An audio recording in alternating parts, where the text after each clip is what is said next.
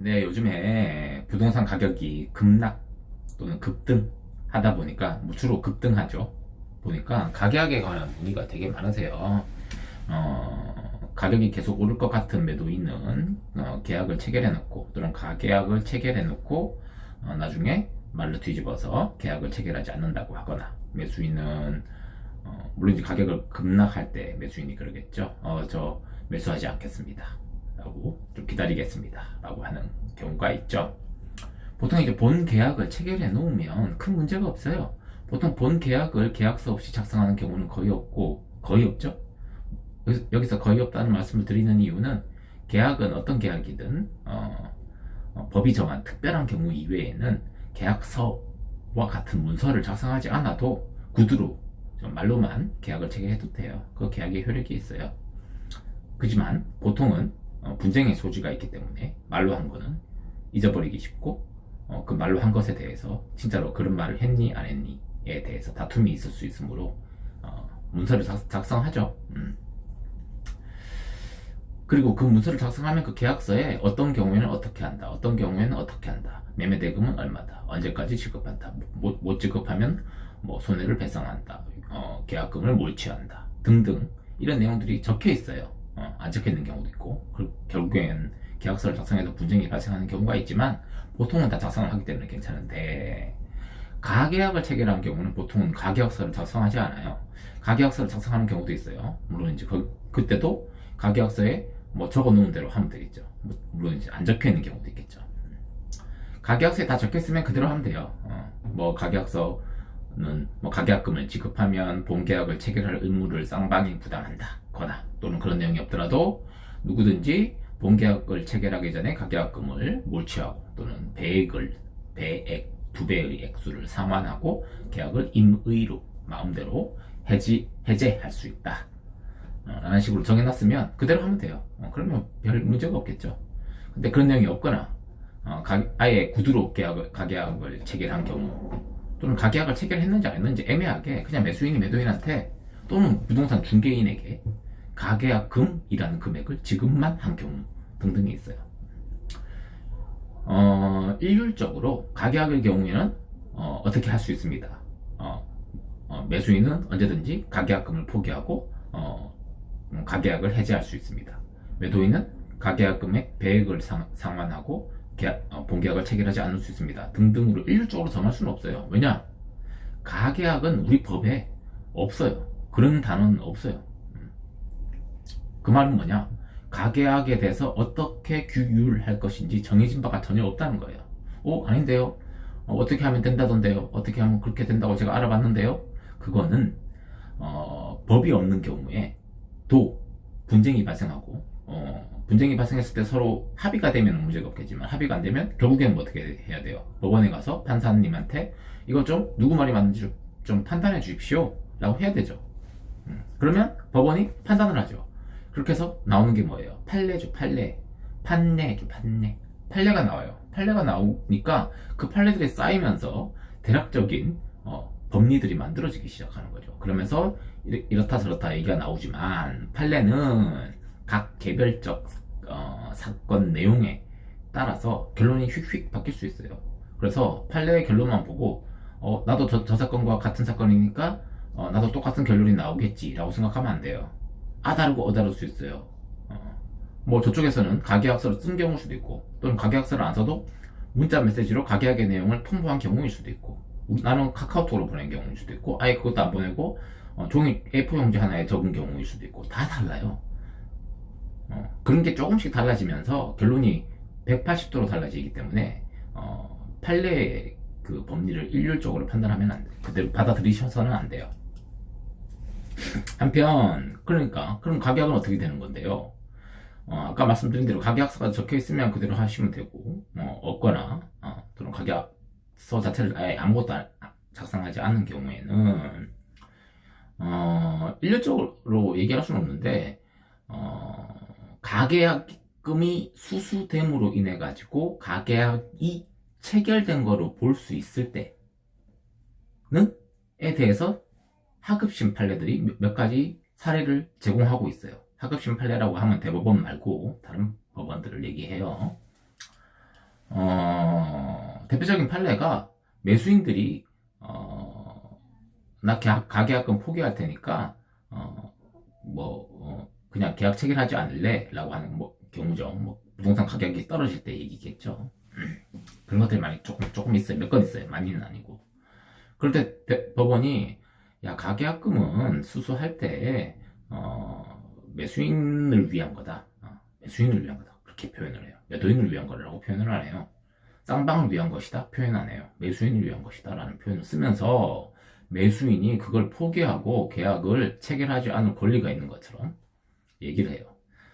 해약금 유사하게 판단하고 있는데 어찌됐거나 그러니까 이 경우는 계약을 해지할 때 계약금의 향방을 어떻게 할지에 관해서 아무것도 정해지지 않았을 때에 관한 판례예요.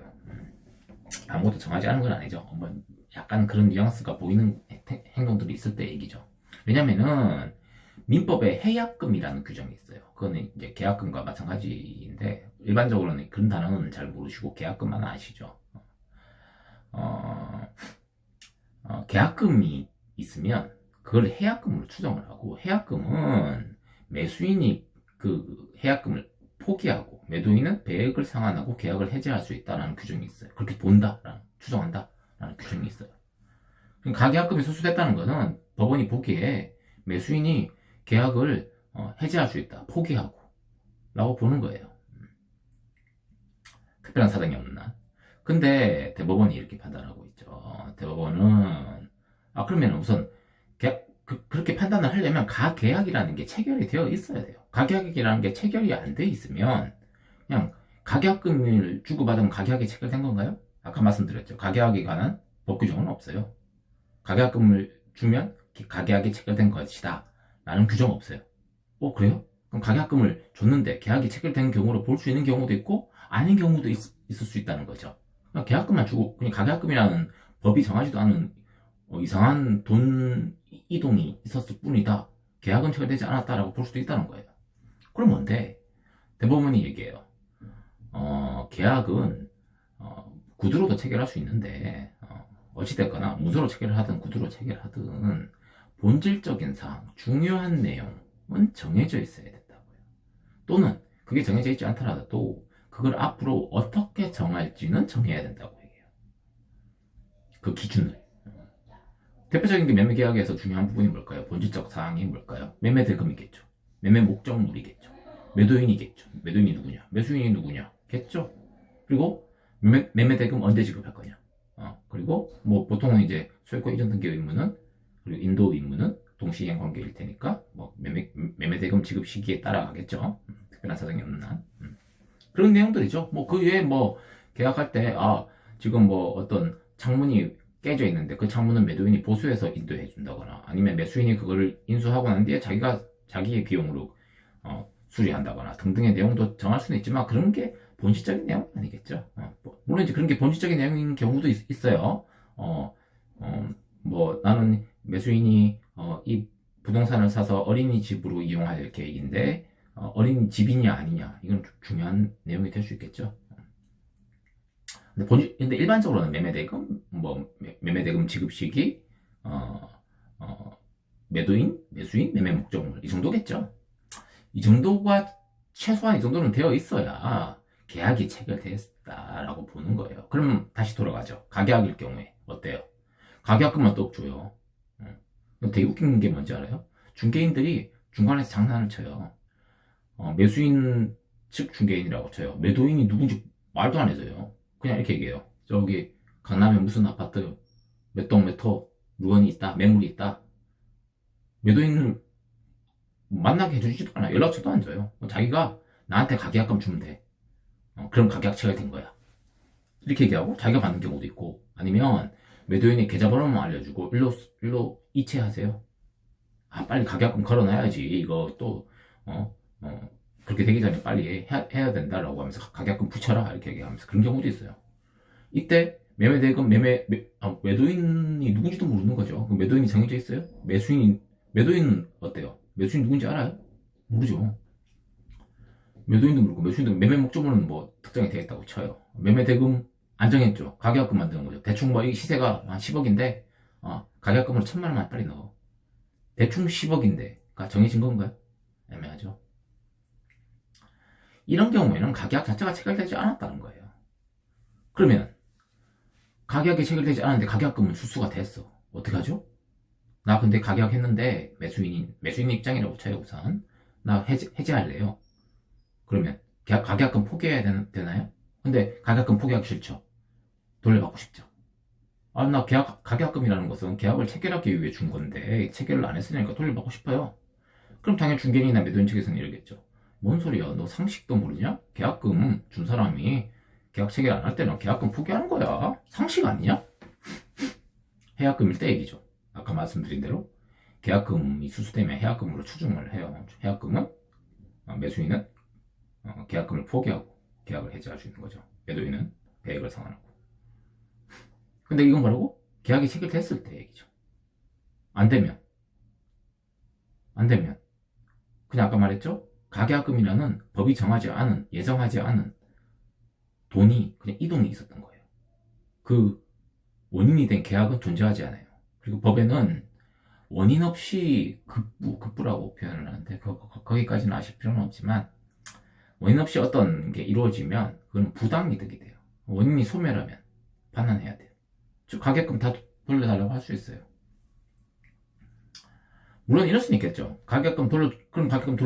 그러니까 가계금을 돌려받을 수 있는지 없는지 여부는 뭐 거기에 대해서 정해놓은 게 있으면 거기에 따르고 정해놓은 게 없으면 가계약이 체결된 것으로 볼 수 있을 때는 일반적인 계약금의 계약금 해제의 기한, 해약금으로서의 성질을 가지는 그 내용에 따라서 일반 상식에 따라서 될 가능성이 높다.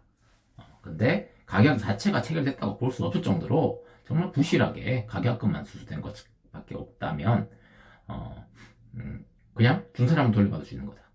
물론 어떤 경우나 손해배상이라는 제도가 투입이 될 수 있어요.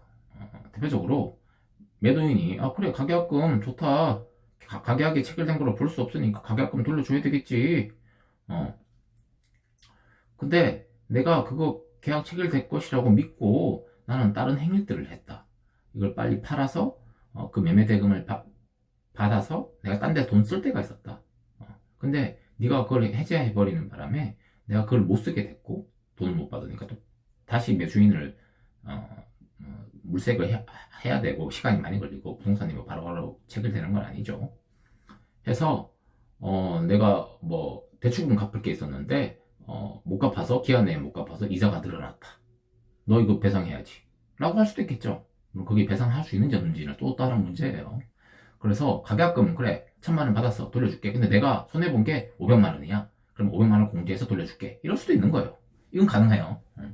증명만 할 수 있다면. 내가 손해를 받은 걸 증명만 할 수 있다면. 손해배상의 제도에 대해서는 설명은 더 안 나갈게요. 더 그쪽으로 나가면 또 너무 복잡해요. 뭐 손해 발생의 예견 가능성이 있었니 없었니, 그 손해 발생 사실을 알 수 있었니 없었니, 고지했니 안 했니 등등 여러 가지 문제가 생겨요. 동상 손해니 특별 손해니 등등. 그건 또 별도의 파트로. 어찌됐거나 그런 경우도 있고. 그렇기 때문에 가격에 대해서는 일정 부분 제가 정리를 했는데 가계약을 할 때 구두로 이런 경우가 있어요. 우리나라는 그냥 여기서 가계약은 이제 부동산 매매를 전제로 제가 설명을 했는데 보통 그걸로 설명할게요. 매매에 관한 법조항은 있어요. 그리고 매매 전에 임시적인 약정에 대한 법조항이 없냐? 있어요. 매매 예약이라고 있어요. 매매 예약. 그게 가계약 아니에요? 아니요. 가계약이라는 표현은 쓰지 않아요. 그리고 매매 예약은 또 종류가 여러 가지예요. 편무예약, 쌍무예약, 일방예약, 쌍방예약 등등 있어요. 다 아실 필요는 없고 대표적으로 일방예약이 문제가 되는데 매매 예약을 하게 되면 앞으로 매매 계약을 본 계약을 체결하자.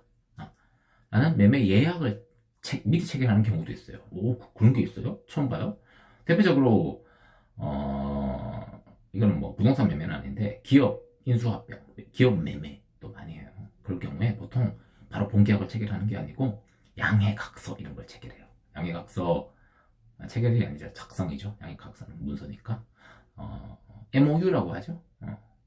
그것에 법적 효력이 있는지 없는지도 뭐 판례가 어마어마하게 쌓여있어요. 법리도 복잡해요. 그것도 가격이 그거랑 비슷하고 맞아. 일방 예약 매매 예약이 그거랑 비슷한데 어쨌거나 그러면 매매 예약이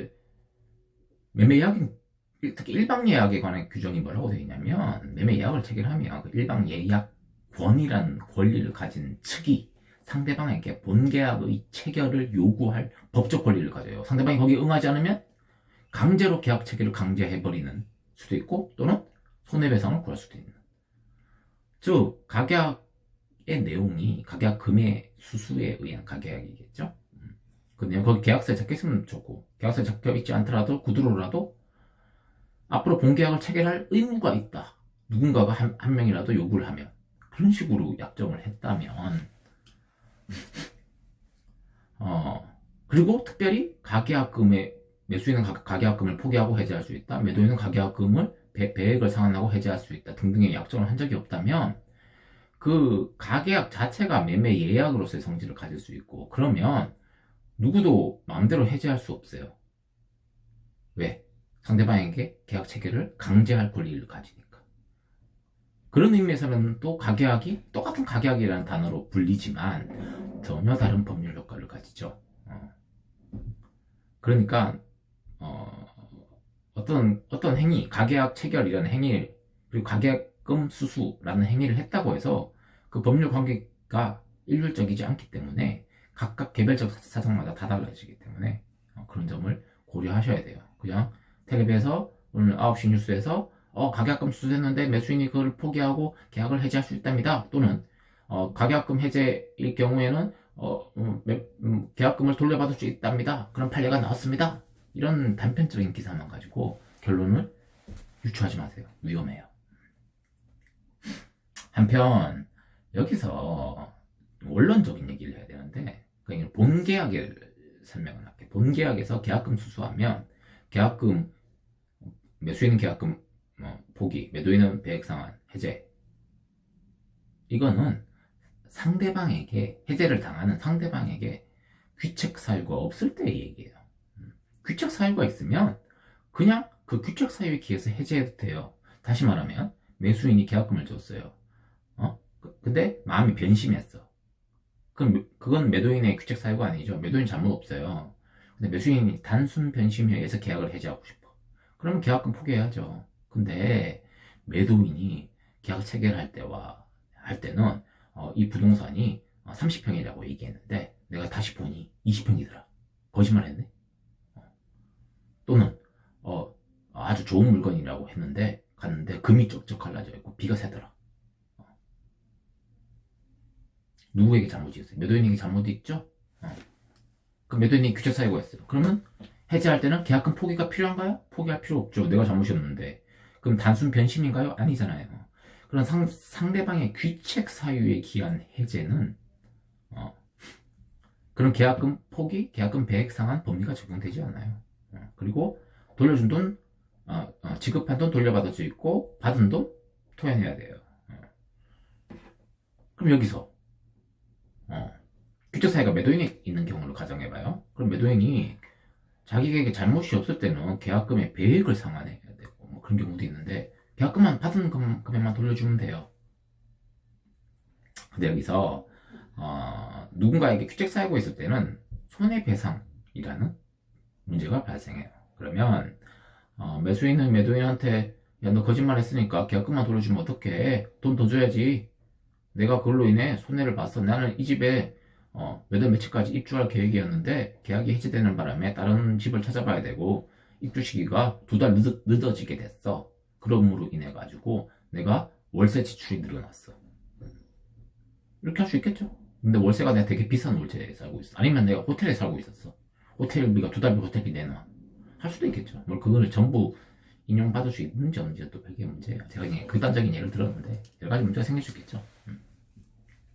그러면 손해배상 해야죠.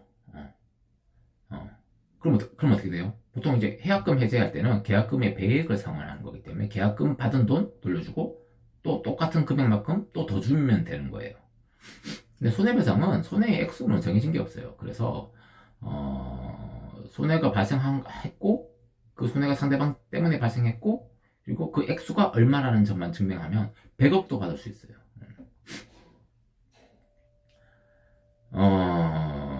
근데 이제 그게 또 한쪽에서는 그거를 증명하기가 어렵고, 또 반대편에서는 내가 얼마를 배상해야 될지 겁이 나고, 그렇기 때문에 아예 계약 단계에서 위약금이라고 해가지고 손해가 발생하면 누군가의 규칙 사유로 계약을 해제할 때 손해가 발생하면 그 손해배상금은 실제로 입은 손해액이 1억이더라도 계약금 액수와 똑같은 금액만 배상한다. 1000만원만 배상한다. 실제로 입은 손해액이 100만원밖에 안 되더라도 계약금 액수만큼 배상한다. 1000만원을 배상한다. 이렇게 정할 수 있는 거예요. 그게 위약금이에요. 요거는 법은 아까 해약금은 계약금이 수수되면 특별한 사정이 없는 한 해약금으로 추정이 되고, 그러고 인해 가지고 매수인 포기, 매도인 배액 상환 이 법리가 적용돼요. 특별히 계약서에 규정이 안 돼 있더라도, 구두 계약으로 하지 않더라도. 그러나 위약금은 특별한 합의가 있어야 돼요. 아무것도 없이는 그게 그대로 인정이 되지 않아요. 그래서 실제 손해액을 배상해야 돼요. 보통 이제 그 공인중개사 사무실에 가시면 계약서 양식에 그게 다 적혀 있어요. 그래서 모든 계약서에 다 적혀 있으니까 그게 당연한 거라고 생각하시는데, 그거는 당연한 게 아니고 계약서에 적혀 있기 때문에 그런 거예요. 안 적혀 있으면 안 되는 거예요. 그럼 여기서 다시 돌아가요. 가계약의 경우에도 매수인은 가계약금 포기하고 매도인은 가계약금 배액 상환하고, 이 부분에 대해 배액 상환하고 해지할 수 있는지 부분에 대해서는 또 약간 의문의 여진이 있어요. 판례가 아직 애매해요. 어쨌거나 된다고 치고 하더라도 그거는 이제 단순 변심에 의한 경우일 때 얘기고, 누군가에게 규칙 사유가 가계약 단계에서도 규칙 사유 있을 수 있겠죠. 아까 말씀드린 것 같은 그런 규칙 사유 있을 수 있겠죠. 매도인 입장에서는 매수인이 매도 매체까지 매매대금 지급하고 사각기로 했는데 그때까지는 날짜가 시간이 안 되니까 좀 시간을 늦춰주세요 라고 하는 경우라든지, 그 매도인도 이거 뭐야, 처음에 약속을 어겼네? 규칙 사유가 있네? 매수인한테? 나 해제할래. 할 수도 있는 거예요. 근데 이때도 손해배상을 상대방이 규칙 사유가 있을 때는 계약금 받은 거는 그냥 돌려주고, 그 다음에 손해배상에 문제가 있겠죠. 그때도 이런 법리가 적용된다. 그러니까 가계약의 경우에도 천차만별이다. 그리고 또 하나 더 말씀드릴게요. 아까 말씀드렸듯이 부동산 중개인이 중간에서 장난을 치는 경우들이 많다. 그래서 계약금만 수수했다거나, 또는 계약금을 부동산 중개인이 받고 가계약금은 계약금도 마찬가지예요. 매도인한테 안 줬다 하는 경우도 있고, 또는 매도인한테 주긴 줬는데 매도인은 그 가계약을 승인한 적이 없다라고 하는 경우도 있어요. 어떤 경우냐면, 매도인이 공인중개사하고 거래가 많다 보니까 계좌번호 정도는 알려줬어요. 근데 매도인한테 얘기도 안 하고 중개인이 가계약금이 그쪽으로 입금이 되도록 조치를 해둔 경우가 있어요. 근데 송금은, 계좌이체는 받는 사람의 승낙이 있어야만 계좌이체가 되는 거 아니죠? 보내는 사람이 그냥 보내면 그냥 계좌이체가 되는 거예요. 그래서 매도인이 계약금 또는 가계약금이 입금됐다고 해서 매수인이 그걸 받은 것으로 볼 수 있느냐? 법적으로 당연히 받은 것으로 볼 수 있죠. 제 말은 그 받음으로 인해서 그 가계약을 승인했다고 볼 수 있느냐? 받았다는 사실만으로 안 된다는 거예요. 그거 말고도 중개인과의 내용, 그런데 중개인들이 나중에 말을 바꾸는 경우가 있어요. 매도인 편에 서서, 또는 매수인 편에 설 수도 있겠죠.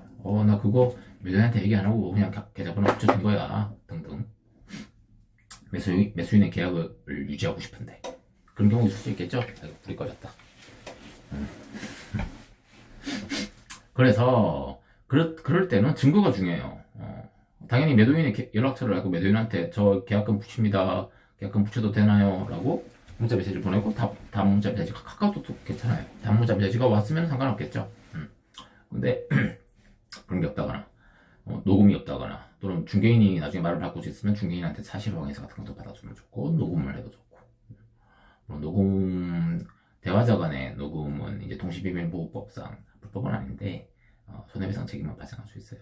그거는 또 하급심 판례가 또 있어요. 그것까지 얘기할 필요 없고. 아무튼 제가 지금 이게 두서없이 얘기했는데요. 제가 정리를 안 하고 녹화하는 탓에 우선 두서없게 얘기했습니다. 자세한 내용은 결론은 이거예요. 이게 사실관계가 조금만 변해도 결론이 180도 달라지기 때문에 그냥 함부로 판단하지 마세요. 변호사한테 상의하세요. 변호사가 상의해도 결론을 못 주는 경우도 있을 수는 있는데 그래도 그렇게 일률적인 법리가 형성되어 있는 게 아니기 때문에 항상 조심하시기 바랍니다. 이상입니다.